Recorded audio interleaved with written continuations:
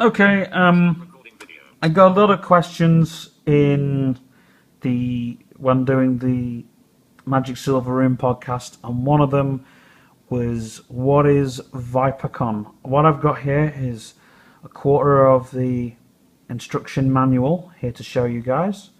I can show you little bits of what I'm working on because it's coming out in February, but I can show you little bits of what I'm working on. So you might not be able to read it all on screen. Hey, you can now.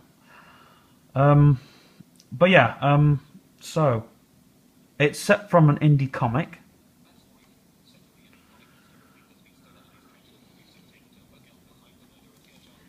So ViperCon is actually set from from an imaginary indie comic called Blister Queen, which is basically ViperCon was another comic spin-off series, but is basically a series of indie games which you're going to be seeing on SteamOS. And what it is it's a princess who you've got to go and rescue, and she has lots of mind powers and stuff. You heard us talk about it in the podcast, so obviously I'm going to scroll down a fair bit and talk about the princess.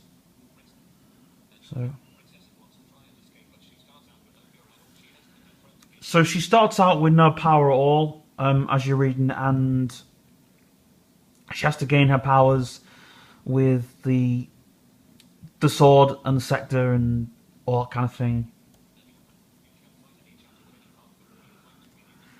Now you can fight any chapter of the game with any process using the mind powers, which the queen obviously has to, go through. So she has to, you have to process them powers, and you have to learn how to use them powers.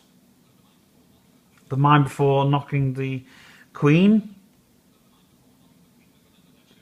But remember, she's got the power to control your mind. Now, you have the powers of your mind which you can actually control using some of the objects in the game, but your mind is actually something that you need to use to control within the game. Once you gain the throne, you must go and kill the queen.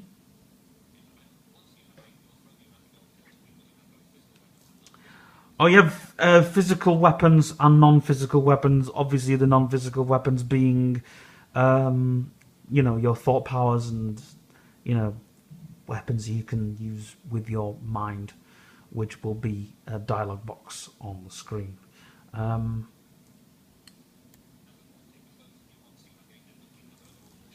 Now, she's got the power to take all your thoughts away. She's got the power to do anything. The Queen is basically one of the powerfulest characters in the game, and she's one of the meanest and the baddest. Not saying that all queens are mad and bad and ugly, but obviously this is kind of the Queen. She does have a lot of mind power and mind control, if you will.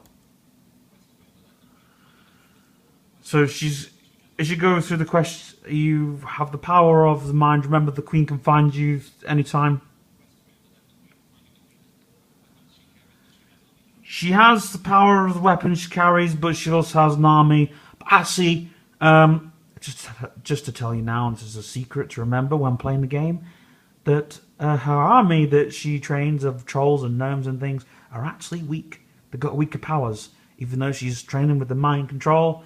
They've actually got weaker powers than the Queen, because the Queen is the only person in the game with the most mind powers and thought control. So she's basically got power of physical weapons.